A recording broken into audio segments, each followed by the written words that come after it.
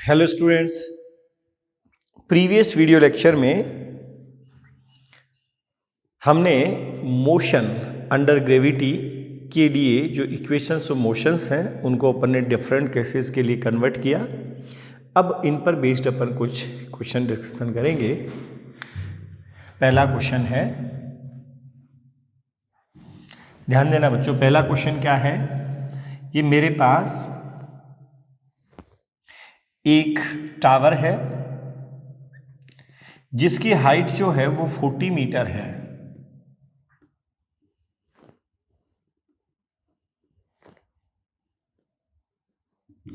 एक टावर है जिसकी हाइट कितनी है, 40 मीटर है। इसके टॉप से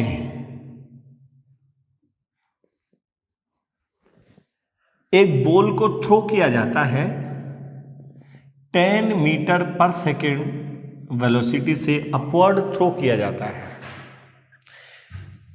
then find out time after which the ball will hit the ground. Question समझ में आ गया आपके।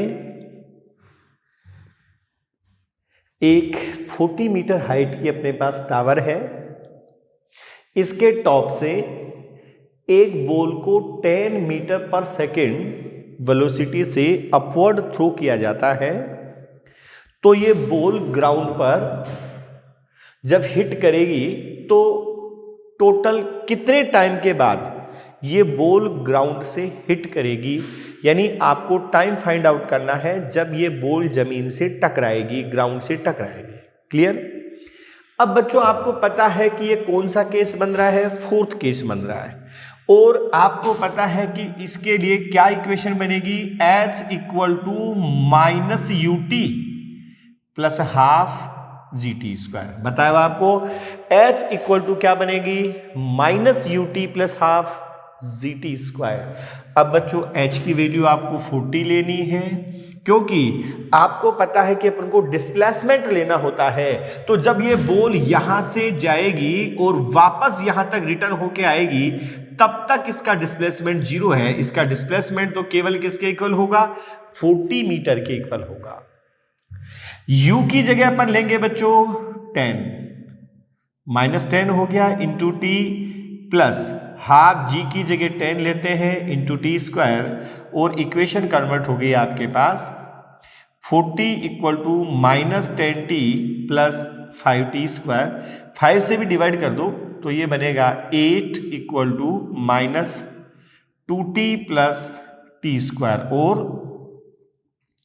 T square -2t -8 equal to 0। और t के लिए बच्चों सोल्व करेंगे तो ये बनेगा -b -2 plus minus root b square, -2 का स्क्वायर 4, -4 1 a1 c की जगह -4 अपॉन 2a, और ये बनेगा t equal to 2 plus minus, ये कितना बन रहा है बच्चों, अच्छा ये 8 है, ये बन रहा है 36। देखो 4 माइनस माइनस प्लस 32 36, इसका आ गया 6 अपॉन 2a, और a की जगह 1 है तो ये आ गया बच्चों 2, तो ये आ गया 2 प्लस माइनस 6 अपॉन 2। एक बार बच्चों अपन प्लस लेते हैं तो 2 प्लस 6 8, 8/2 मीन्स 4। एक बार अपन माइनस लेते हैं तो 2 माइनस 6 -4/2 -2 सेकेंड।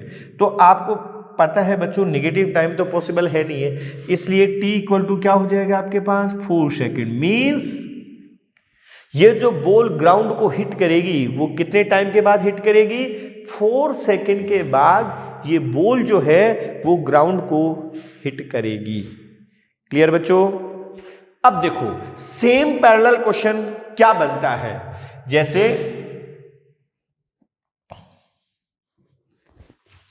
मेरे पास एक एडवर्टाइजिंग बैलून है, और ये एडवर्टाइजिंग बैलून जो है पहले ग्राउंड पर है, और ये इस टाइप से ये एडवर्टाइजिंग बैलून है, ठीक है बच्चों। और ये एडवर्टाइजिंग बैलून अपवर्ड डायरेक्शन में एक्सेलरेटेड मोशन कर रहा है, जिसका जो एक्सेलरेशन है वो 5 मीटर पर सेकेंड स्क्वायर है। कितना है? 5 मीटर पर सेकेंड स्क्वायर है acceleration.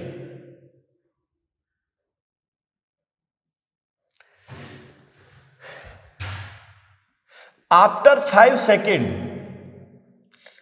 A packet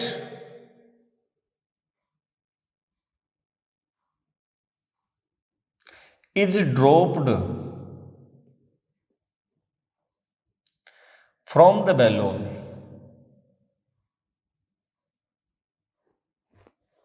Then find out time after which packet will hit the ground. Packet will reach at ground. ये भी आप कह सकते हैं। तो देखो बच्चों क्या होगा, सबसे पहले तो ये जो एडवर्टाइजिंग बैलून है वो किस हाइट पर होगा ये आपको पता लगाना होगा। तो हाइट ट्रेवल्ड यानी distance travelled by the balloon in 5 second, तो आपको पता है h इक्वल टू क्या होगा, ut plus half at square, और इसकी इनिशियल वेलोसिटी में 0 अज्यूम कर रहा हूं, तो क्या बन जाएगा बच्चों, हाफ a की जगह 5 इंटू टी स्क्वायर की जगह 25, और ये कितना आ जाएगा 125/2 मीटर। ये बैलून की हाइट होगी, और velocity attained by the balloon क्या बनेगी बच्चों, v equal to u plus at, और वेलोसिटी हो जाएगी a की जगह कितना दिया हुआ है 5, t की जगह 5, तो ये हो जाएगी 25 मीटर पर सेकेंड। तो बच्चों ये केस क्या बन गया, एक तरह से ये अपने पास ग्राउंड है और ये बैलून जो है वो किस हाइट पे चला गया, यहां से 125/2 मीटर हाइट पे चला गया, और इस बैलून की जो वेलोसिटी है वो 25 मीटर पर सेकेंड हो गई है। तो आपको पता है बच्चों, जब इसमें से पैकेट ड्रॉप किया जाएगा तो उस पैकेट की वेलोसिटी भी यही होगी, और ये पैकेट है जिसकी वेलोसिटी 25 ही होगी, इसलिए पहले ये अपवर्ड डायरेक्शन में जाएगा एंड डाउनवर्ड डायरेक्शन में जाएगा। और सेम क्वेश्चन बन गया क्या, कि जैसे आप 125/2 मीटर से हाइट से एक बॉडी को 25 मीटर पर सेकेंड से थ्रो करें तो उसको ग्राउंड तक पहुंचने में कितना टाइम लगेगा, सेम इस टाइप का क्वेश्चन बन गया है बच्चों। ठीक है, तो इस टाइप का क्वेश्चन भी आपसे पूछा जा सकता है। किस टाइप से सोल्व करेंगे आपको पता चल गया। पहले आप क्या करेंगे, जितने टाइम के बाद हो सकता है कि एडवर्टाइजिंग बैलून जो है वो कांस्टेंट वेलोसिटी से ऊपर जा रहा है, तो h इजिकल टू क्या लगाएंगे, फिर आप u इंटू टी के द्वारा आप निकालेंगे कितनी हाइट पे होगा। क्लियर है, u इंटू टी से निकालेंगे। और अगर एक्सेलरेटेड मोशन कर रहा है, इनिशियल वेलोसिटी इसकी 0 है, तो आप इतने टाइम के बाद, इतने टाइम पर, जिस टाइम पे पैकेट को ड्रॉप किया जाता है उस टाइम इस बैलून की हाइट कितनी होगी और बैलून की वेलोसिटी कितनी होगी, आपको दोनों फाइंड आउट करेंगे। और फिर क्या है कि ये इसी टाइप का क्वेश्चन बन गया कि जैसे 125/2 मीटर से 25 मीटर पर सेकेंड से थ्रो कर रहे हैं, क्योंकि आपको पता है जिस टाइम आप इस पैकेट को ड्रॉप करोगे तो पैकेट की वेलोसिटी वही होगी जो बैलून की अपवर्ड वेलोसिटी होगी, तो ये पहले अपवर्ड डायरेक्शन में जाएगा एंड देन नीचे की ओर गिरेगा। क्लियर है। तो बच्चों एक तो इस टाइप के क्वेश्चन आपके बनेंगे। अब देखो सेकंड क्वेश्चन अपन देखते हैं।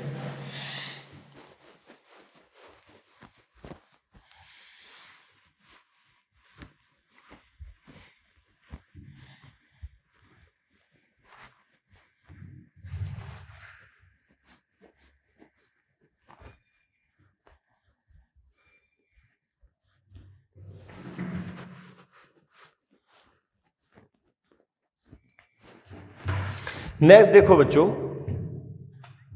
ये भी एक टाइप ऑफ क्वेश्चन है, थोड़ा सा ध्यान देना। ये बच्चों अपने पास एक टावर है, इसके टॉप से एक बॉडी को ड्रॉप किया जाता है। क्या किया जा रहा है, ये ड्रॉप किया जा रहा है। और ये जो बॉडी है, द बॉडी ट्रेवल, सपोज करो इसकी कंप्लीट हाइट h है, the body travel 9h/25 distance in its last second of travelling. जब एक बॉडी को ड्रॉप किया जाता है तो ये बॉडी अपनी ट्रेवलिंग के लास्ट सेकेंड में 9h/25 डिस्टेंस ट्रेवल करती है, where h is the complete distance और complete height travelled by the body. Then find out time of travelling of the body and height of the tower. आपको क्या find out करना है? अब देखो इस टाइप के क्वेश्चनों को बच्चों कैसे सोल्व किया जाएगा। Let time of travelling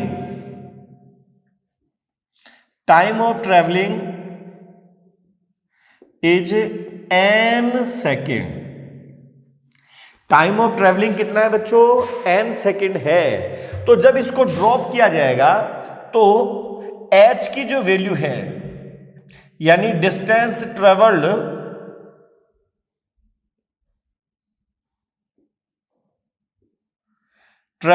in n सेकेंड्स, n सेकेंड में कितनी डिस्टेंस ट्रेवल कर लेगी?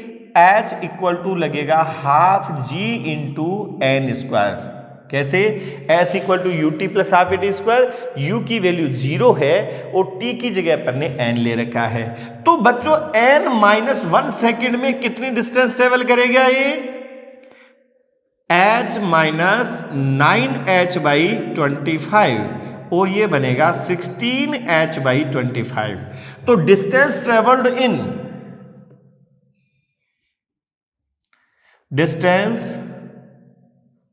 Travelled in n-1 seconds, n-1 seconds में कितनी डिस्टेंस ट्रेवल करेगा? 16h/25 equal to half g n-1 का स्क्वायर, इक्वेशन नंबर सेकेंड। अब बच्चों from equation first and second क्या होगा? From equation first and second divide equation first by second, तो ये बनेगा 25/16।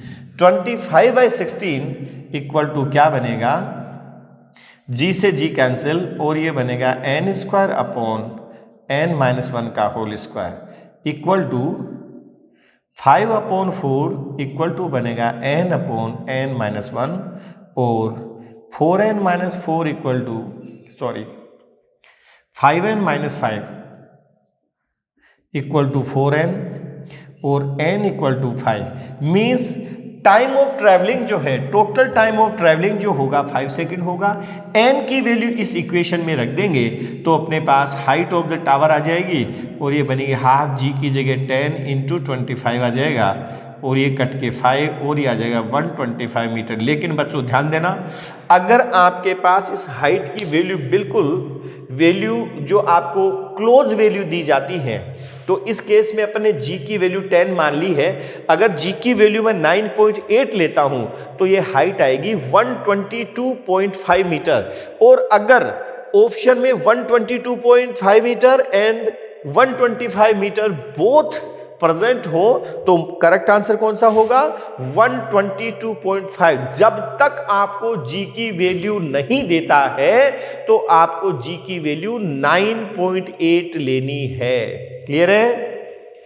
तो एक बच्चों इस टाइप का क्वेश्चन बनेगा कि एक पार्टिकल को किसी हाइट से जब ड्रॉप किया जाता है तो अपनी ट्रैवलिंग के लास्ट सेकंड में वो इतनी डिस्टेंस ट्रेवल करता है, यानी टोटल जो डिस्टेंस है या टोटल हाइट है उसका इतने टाइम्स ट्रेवल करता है तो उसकी हाइट कितनी होगी और उसकी ट्रैवलिंग का टाइम क्या होगा।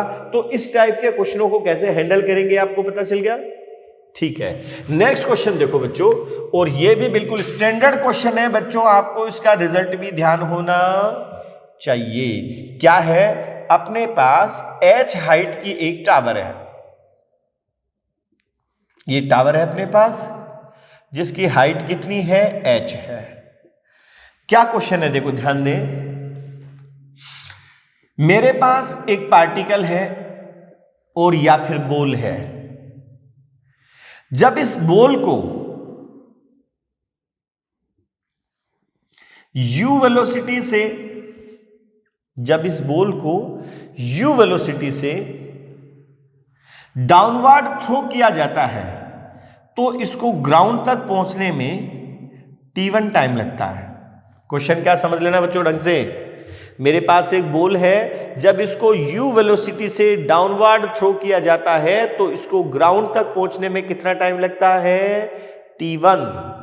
जब इसी बॉल को u वेलोसिटी से अपवर्ड थ्रो किया जाता है तो ये पहले अपवर्ड जाएगी और देन डाउनवर्ड मूव करते हुए ग्राउंड पे आएगी, तो इसको ग्राउंड तक पहुंचने में t2 टाइम लगता है। और तीसरी बार जब इस बॉल को फ्रीली फॉल किया जाता है, क्या किया जाता है, फ्रीली फॉल किया जाता है, मींस जब इस बॉल को ओनली ड्रॉप किया जाता है, मींस इनिशियल वेलोसिटी इसकी अगर 0 है तो इसको ग्राउंड तक पहुंचने में कितना टाइम लगता है, t लगता है। तो बच्चों आपको यह प्रूव करना है कि t की जो वैल्यू होगी वो √t1 इंटू t2 के इक्वल होगी।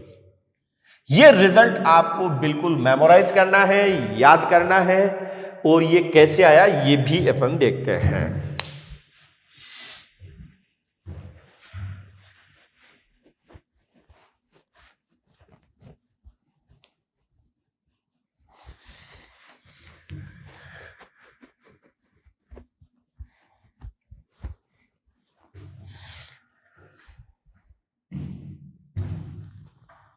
ध्यान दें, फर्स्ट बच्चों इसके लिए अगर मैं इक्वेशन लिखता हूं तो h की वैल्यू क्या बनेगी, u into t1 plus half जी t1 स्क्वायर। इसके लिए अगर मैं लिखूंगा तो h इक्वल टू क्या होगा, minus ut2 plus half G t2 square, और फ्रीली फॉल बॉडी के लिए हाफ जी टी स्क्वायर। ठीक है, पहले इन दो को अपन लेते हैं और सोल्व करते हैं।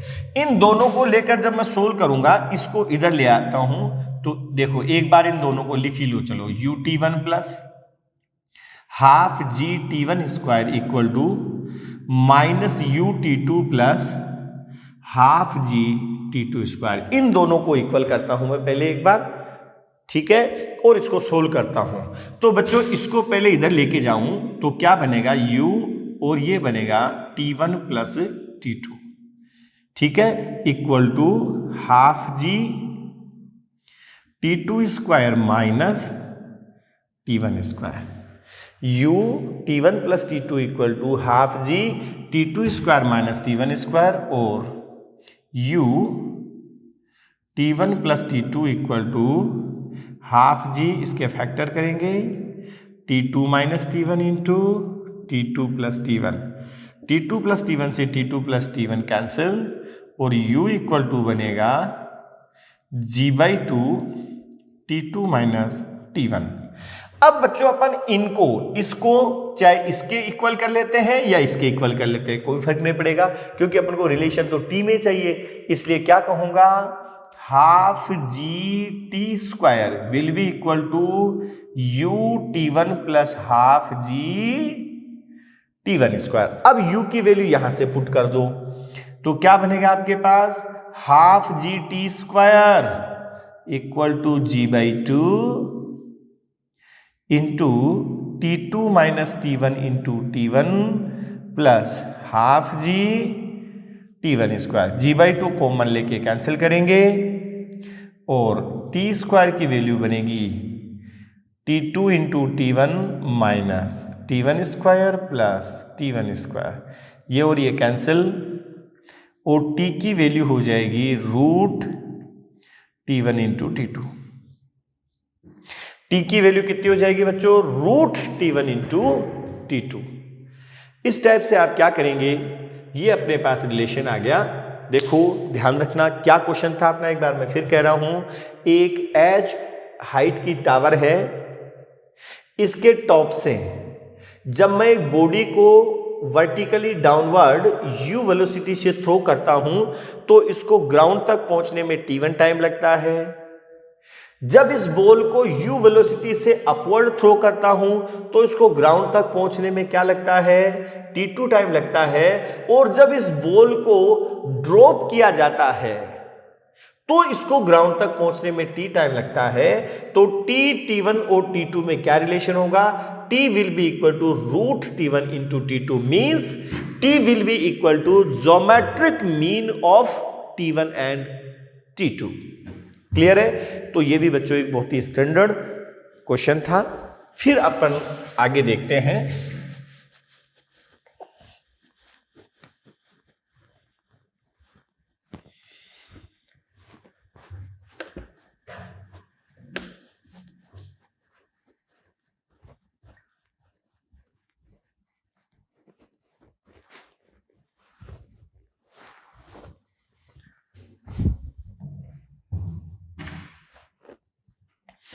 नेक्स्ट फिर देखें,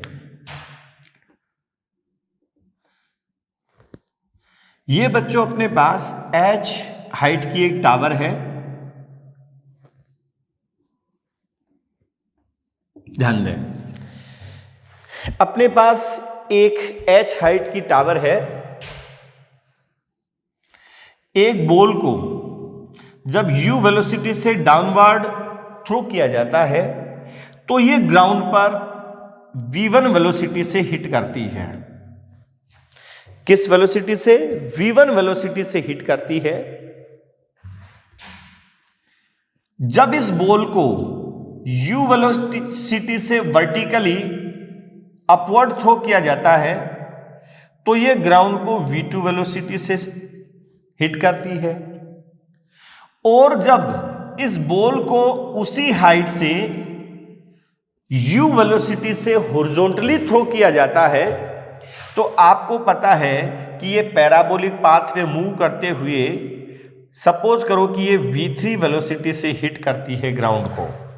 किस वेलोसिटी से? v3 वेलोसिटी से ग्राउंड को हिट करती है। तो v1, v2 और v3 में क्या रिलेशन होगा, ये अपन को फाइंड आउट करना है। तो बच्चों इसके कई मेथड हो सकते हैं। इसका फर्स्ट मेथड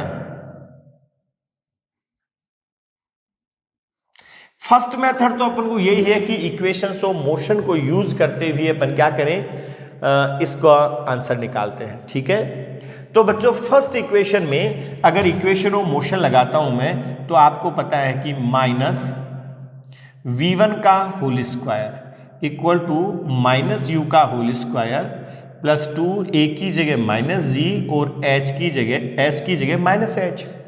क्योंकि इसको बच्चों अपन रेफरेंस लेवल लेके चलेंगे तो u भी निगेटिव होगा, डाउनवर्ड डायरेक्शन में है, v भी निगेटिव होगा और एक्सेलरेशन ड्यू टू ग्रेविटी भी निगेटिव होगा और डिस्प्लेसमेंट h भी निगेटिव होगा। और मैं क्या कहूंगा, v1 स्क्वायर इक्वल टू बनेगा u स्क्वायर प्लस 2gh और v1 की वैल्यू आ गई मेरे पास u स्क्वायर प्लस 2gh का रूट। Equation first. अब बच्चों अपन क्या करेंगे, इस सेकंड केस के लिए देखो आप तो क्या लिखूंगा, फाइनल वेलोसिटी वही निगेटिव होगी क्योंकि डाउनवर्ड है, तो माइनस v2 का स्क्वायर इक्वल टू u का स्क्वायर प्लस 2 a की जगह माइनस g और डिस्प्लेसमेंट बच्चों वही माइनस h होगा और ये बना मेरे पास v2 square equal to u square plus 2gh and v2 equal to बनेगा root u square plus 2gh। Equation number second. अब बच्चों अपन देखते हैं कि जब इस बॉडी को u वेलोसिटी से हॉरिजॉन्टली थ्रो किया जाता है तो आपको ये पता है कि इस पार्टिकल पे, इस बॉल पर केवल वर्टिकल डायरेक्शन में mg फोर्स लग रहा है, हॉरिजॉन्टल डायरेक्शन में कोई फोर्स नहीं लग रहा। इसलिए हॉरिजॉन्टल कंपोनेंट ऑफ वेलोसिटी हमेशा कांस्टेंट रहेगा। तो जब ये ग्राउंड से हिट करेगा तो उसका जो हॉरिजॉन्टल कंपोनेंट होगा वो तो इक्वल किसके होगा, u के। vx की वैल्यू u होगी। अब बच्चों वाई डायरेक्शन में इक्वेशन ऑफ मोशन अगर मैं लगाता हूं तो क्या बनेगा, v y square equal to क्या बनेगा, यू स्क्वायर की जगह 0 है और +2 ए की जगह -g और h की जगह -h, और वी वाई की जो वैल्यू होगी वो √2g h आ जाएगी।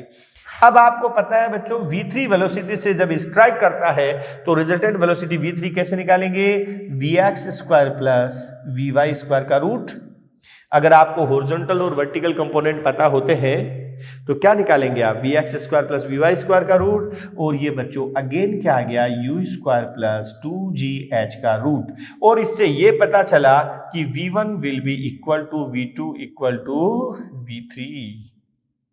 ठीक है बच्चों, क्या अब ध्यान दे लो फिर से, क्वेश्चन क्या था कि यदि एक h हाइट की टावर से एक बॉल को u वेलोसिटी से वर्टिकली थ्रो करूं या u वेलोसिटी से वर्टिकली डाउनवर्ड थ्रो करूं, चाहे u वेलोसिटी से अपवर्ड थ्रो करूं या u वेलोसिटी से हॉरिजॉन्टली थ्रो करूं, ये ग्राउंड पर सेम स्पीड से हिट करेंगी या ग्राउंड पर सेम वेलोसिटी से पहुंचेंगी। क्लियर है, v1 equal to v2 equal to क्या होगा, v3। ठीक है, अब बच्चों अपन क्या करेंगे, इसका सेकंड मेथड देखेंगे, एनर्जी कंजर्वेशन से। देखो देखिए एक बार सेकंड मेथड, और वो देखेंगे फ्रॉम कंजर्वेशन ऑफ एनर्जी। किससे देखेंगे, फ्रॉम कंजर्वेशन ऑफ एनर्जी। आपको पता है बच्चों एनर्जी जो है वो कैसी क्वांटिटी है, स्केलर क्वांटिटी है। तो जब मैं जहां से थ्रो कर रहा हूं वहां पर potential energy plus kinetic energy का सम जब ये ग्राउंड पर हिट करेगी उस समय potential energy plus kinetic energy के सम के इक्वल होगा। तो बच्चों फर्स्ट केस में मैं देखता हूं तो इसकी पोटेंशियल एनर्जी किसके इक्वल है, mgh plus kinetic energy ½ m² equal to, final जब ग्राउंड से हिट करेगी तो पोटेंशियल एनर्जी 0 हो जाएगी और काइनेटिक एनर्जी बनेगी ½ mv1²।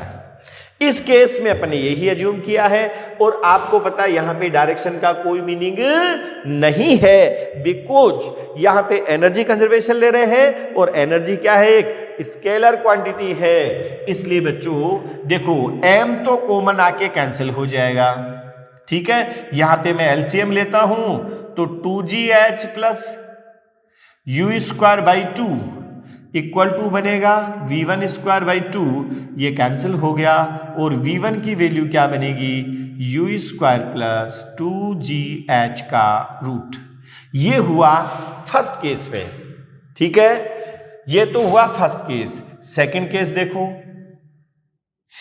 आपको पता है कि mgh इसकी पोटेंशियल एनर्जी है प्लस ½ mu² क्या है, इसकी काइनेटिक एनर्जी है, और फाइनली ये v2 वेलोसिटी से मान लो हिट करता है। तो जब ग्राउंड पे हिट करेगा तो mgh पोटेंशियल एनर्जी 0 और ये बनेगी ½ mv2²। इसको अगेन मैं सोल्व करूंगा और v2 की वैल्यू क्या आ गई बच्चों, वही u² प्लस 2gh का रूट। अब बच्चों ये आ गई मेरे पास सेकंड। अब थर्ड केस के लिए मैं एनर्जी कंजर्वेशन लगाता हूं, सेम आपको पता है mgh प्लस ½ mu², क्योंकि आपको पता है चाहे डायरेक्शन पे तो डिपेंड करेगी ही नहीं, और ये क्या बनेगा 0 प्लस ½ mv3²। इसको वही सोल्व करूंगा और बच्चों v3 की वैल्यू भी वही आ जाएगी u² प्लस 2gh का रूट। तो एनर्जी कंजर्वेशन लगाए और चाहे इक्वेशंस ऑफ मोशन लगाएं, दोनों ही केसेस से, दोनों ही मेथड से आप निकाल सकते हैं कि ये ग्राउंड पर सेम स्पीड से हिट करेंगे। क्लियर है,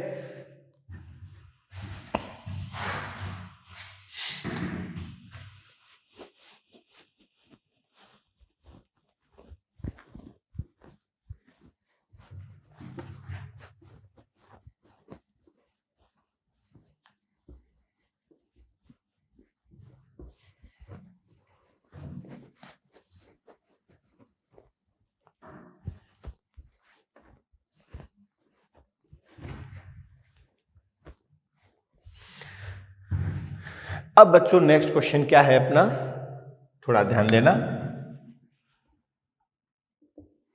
ये अपने पास h हाइट की एक टावर है,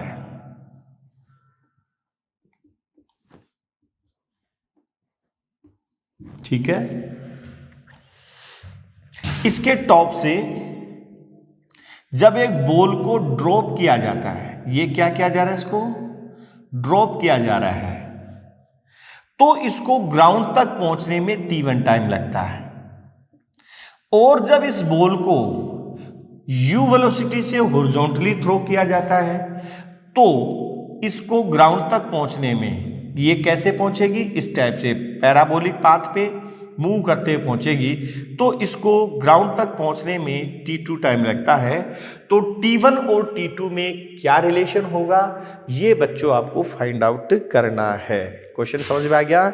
h हाइट की अपने पास एक टावर है, इसके टॉप से एक बॉल को जब ड्रॉप किया जाता है तो नीचे पहुंचने में, ग्राउंड तक पहुंचने में इसको t1 टाइम लगता है, और जब वहां से इसको u वेलोसिटी से हॉरिजॉन्टली थ्रो किया जाता है तो ग्राउंड तक पहुंचने में इसको t2 टाइम लगता है।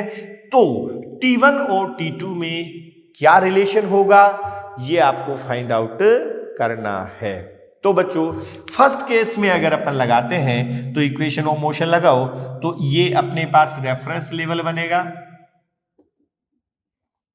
ठीक है। अब बच्चों s इक्वल टू क्या लगेगा, ut plus half a t square, s की जगह माइनस एच, यू की वैल्यू 0 प्लस हाफ ए की जगह minus g into t square, minus minus plus हो गया, h इक्वल टू लगेगा हाफ जी टी स्क्वायर, और t की वैल्यू क्या आ गई बच्चों, √2h बाई जी, ठीक है। अब आपको पता है बच्चों कि ये जो नीचे की ओर मूव करेगा वो वर्टिकल कंपोनेंट के कारण मूव करेगा, हॉरिजॉन्टल कंपोनेंट के कारण तो डाउनवर्ड ये मूव ही नहीं करेगा। अब आपको पता है कि इसमें इक्वेशन कैसे लगाओगे आप, वही s की जगह minus h equal to vertical component ui की वैल्यू 0 प्लस हाफ a की जगह minus g into t2 square, और t2 की वैल्यू भी वही आ गई √2h बाई जी, ठीक है बच्चों। ये पहले t1, तो t1 और t2 दोनों की वैल्यू सेम आ रही है, t1 इक्वल टू क्या होगा, t2 मींस अगर किसी बॉडी को चाहे मैं किसी हाइट से ड्रॉप करता हूं या हॉरिजॉन्टली थ्रो करता हूं, दोनों को ग्राउंड तक पहुंचने में समान टाइम लगेगा। लेकिन बच्चों पर एक क्वेश्चन फिर बनाते हैं, क्या कि ये मेरे पास एक टावर है, h हाइट की मेरे पास एक टावर है, ध्यान से समझना।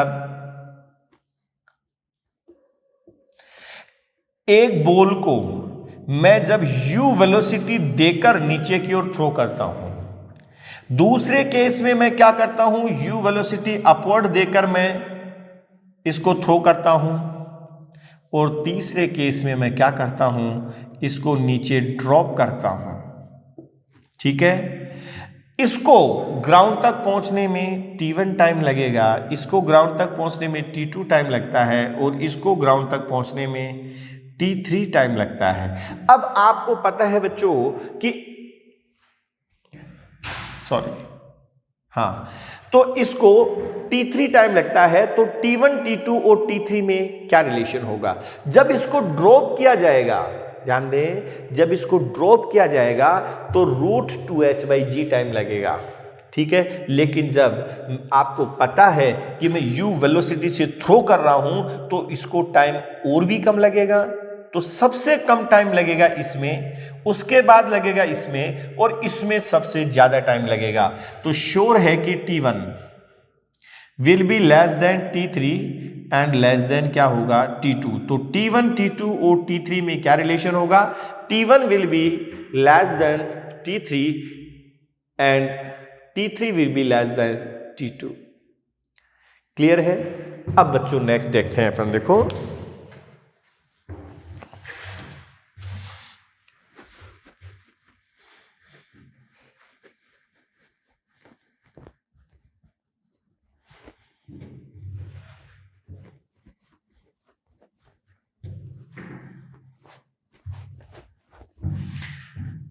देखो बच्चों, नेक्स्ट क्वेश्चन क्या है मेरा, ये मेरे पास कोई एक टावर है और यहां से एक बॉल को ड्रॉप किया जाता है, ठीक है। Then find out distance ratio of, then find out ratio of distance travelled in first distance travelled in first 1 second, second 1 second and third 1 second. यानी फर्स्ट, सेकेंड और थर्ड सेकेंड में travelled distances का ratio चाहिए। Find out ratio of D1, ratio D2, ratio D3 क्या होगा, ठीक है बच्चों। अब आपको पता है कि जो dn होता है, डिस्टेंस ट्रेवल्ड इन nth सेकेंड, तो बच्चों क्या बनेगा, u प्लस a की जगह g बनेगा इंटू 2n-1। और बच्चों u की वैल्यू क्या है, 0 है, क्योंकि इसको बॉडी को या इसको जो बॉल को क्या किया जाए, ड्रॉप किया जा रहा है। Means distance travelled in first second क्या बनेगा आपके पास, g/2, n की जगह 1 तो 2 इंटू 1-1 और ये बनेगा g/2 into 1। Distance travelled in second, ठीक है, दूसरे सेकेंड में, फर्स्ट सेकेंड में, सेकेंड में डिस्टेंस ट्रेवल जो होगी वो बनेगी g/2, 2 इंटू 2-1 और ये बनेगा g/2 into 3। And distance travelled in third second और ये बनेगी g/2 into 2 into 3-1 equal to g/2 into 5। और D1 ratio D2 ratio D3 जो होगा 1:3:5 होगा। क्या बनेगा बच्चों, 1:3:5 होगा। तो ये भी बिल्कुल स्टैंडर्ड क्वेश्चन है कि यदि अपन किसी एक बॉल को ड्रॉप करते हैं तो उसके द्वारा फर्स्ट सेकंड और थर्ड सेकंड में ट्रेवल्ड डिस्टेंसेस का जो रेशियो होगा वो 1:3:5 होगा। अब बच्चों एक चीज और ध्यान देना, अगर आपको यह कहता है कि first 5 second, second 5 second and third 5 second में ट्रेवल्ड डिस्टेंसेस का रेशियो क्या होगा, तो अगेन ये होगा 1:3:5। अगर कहता है first 2 second, next 2 second and next 2 second, first 2 second, second 2 second and third 2 seconds में ट्रेवल्ड डिस्टेंसेस का रेशियो क्या होगा, तो भी कितना आएगा। यानी टाइम इंटरवल अगर सेम है, सेम टाइम इंटरवल के लिए फ्रीली फॉलिंग बॉडी के लिए या कांस्टेंट एक्सेलरेशन से मूव करने वाली बॉडी के लिए जो डिस्टेंसेस का रेशियो होगा वो होगा 1:3:5। अब बच्चों इसका अपोजिट क्वेश्चन देखो आप, अपोजिट क्वेश्चन क्या है, find out ratio, a body is dropped from some height, then find out ratio of times required to travel first 1 meter, second 1 meter and third 1 meter। पहले 1 मीटर, दूसरे 1 metre और तीसरे 1 metre में travelled जो distances हैं, first 1 metre, second 1 metre and third 1 metre, distance travel करने में time का रेशियो आपको फाइंड आउट करना है। तो बच्चों ये कैसे निकालेंगे, और वो जो रेशियो आएगा यानी T1 ratio T2 ratio T3 जो बनेगा वो बनेगा √1 ratio √2 minus √1 ratio √3 minus √2 and so on, ये चलता रहेगा। अब ये कैसे आएगा, ध्यान देना बच्चों, जैसे फर्स्ट 1 मीटर डिस्टेंस ट्रेवल करने में time, if T1 is the time to travel first 1 metre, तो क्या बनेगा बच्चों, H equal to half GT² आप लगाएंगे तो H की जगह 1 equal to half G into T1², और T1 की वैल्यू बनेगी 2/G का रूट। ठीक है, अब क्या करेंगे बच्चों, नेक्स्ट 1 मीटर डिस्टेंस ट्रेवल करने में टाइम कैसे निकालें, तो क्या करेंगे अपन, टोटल 2 मीटर डिस्टेंस ट्रेवल करने में टाइम कितना लगेगा वो निकाल लें और फर्स्ट 1 मीटर वाले टाइम को माइनस कर दें तो सेकंड 1 मीटर डिस्टेंस ट्रेवल करने में टाइम आ जाएगा अपने पास। तो बच्चों क्या करेंगे, time required to travel 2 metre distance, ठीक है। तो 2 मीटर डिस्टेंस के लिए कितना बनेगा बच्चों, 2 इक्वल टू बन जाएगा हाफ जी टी स्क्वायर और टी की वैल्यू बनेगी 2 इंटू 2 बाई जी का रूट, मीन्स √2 इंटू √2 बाई जी। और बच्चों जो T2 बना वो क्या बनेगा, T माइनस T1 और ये बनेगा √2 माइनस 1 इंटू 2 बाई जी का रूट। इसी टाइम से अब बच्चों थर्ड 1 मीटर कैसे निकालेंगे, टोटल 3 मीटर डिस्टेंस ट्रेवल करने में टाइम निकाल लें और उसमें से 2 मीटर डिस्टेंस ट्रेवल करने में जो टाइम लगेगा उसको माइनस कर दें। अब क्या करेंगे बच्चों, टाइम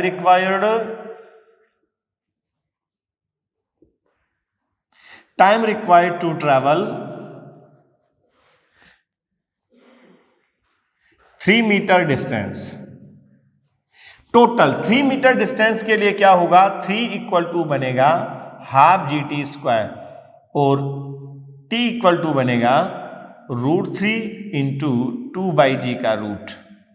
तो बच्चों T3 जो बनेगा means third 1 metre distance travel करने में टाइम लगेगा, वो लगेगा √3 माइनस √2 इंटू 2 बाई जी का रूट। यानी ये वाला टाइम जो 3 मीटर डिस्टेंस ट्रेवल करने में टाइम लगा उसमें से 2 मीटर डिस्टेंस ट्रेवल करने में लगे टाइम को माइनस कर देंगे तो थर्ड 1 मीटर डिस्टेंस ट्रेवल करने में टाइम आ जाएगा। और बच्चों अब अगर अपन T1 ratio, T2 ratio, T3 find out करेंगे तो क्या आ रहा है, 1 रेशियो √2 माइनस √1 रेशियो √3 माइनस √2। तो सिमेट्री के लिए अपन क्या कह देते हैं, √1 ratio √2 minus √1 ratio √3 minus √2 and so on, ठीक है। अब बच्चों अपन देखते हैं अपन आगे रीबाउंसिंग ऑफ बॉल, क्या देखेंगे अपन, रीबाउंसिंग ऑफ बॉल।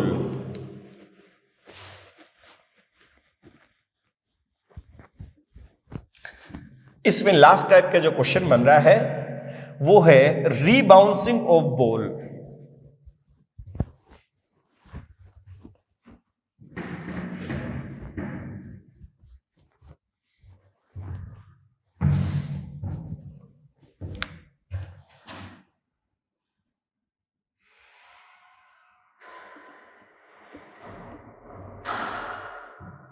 सपोज करो बच्चों ये अपने पास एक बॉल को h हाइट से ड्रॉप किया जाता है, क्या किया जा रहा है, इसको ड्रॉप किया जाता है और ये ग्राउंड से हिट करेगी और ग्राउंड से हिट करके रीबाउंस होगी।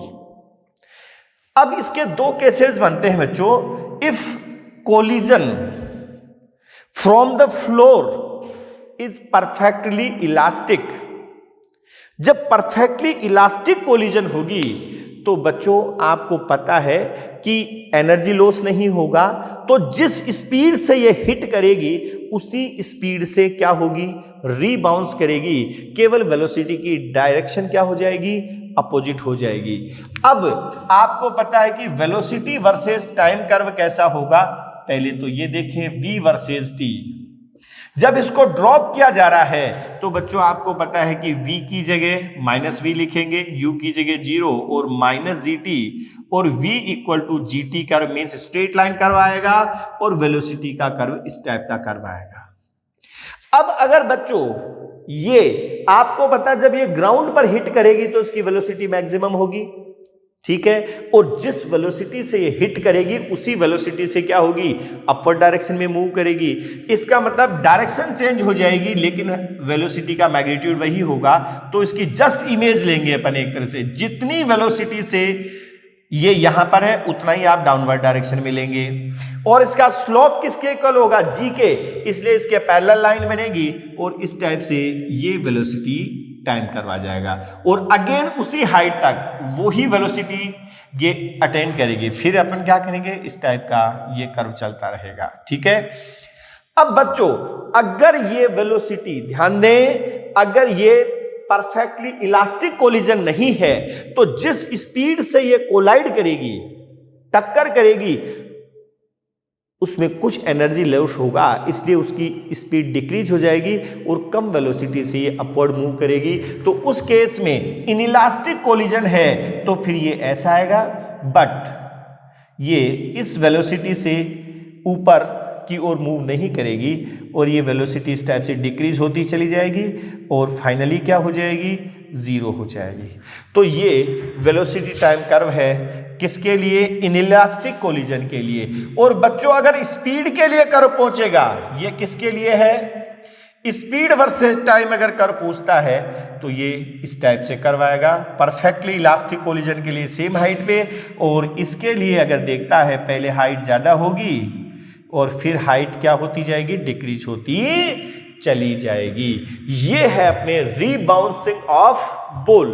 अब बच्चों इसके लिए डिस्प्लेसमेंट टाइम कर्व अगर कहता है तो आपको पता है कि पैराबोलिक कर्व आएगा, और परफेक्टली इलास्टिक कोलिजन के लिए तो सेम हाइट तक ऊपर जाएगी, और अगर परफेक्टली इलास्टिक नहीं है तो हाइट क्या होती जाएगी, डिक्रीज होती चली जाएगी।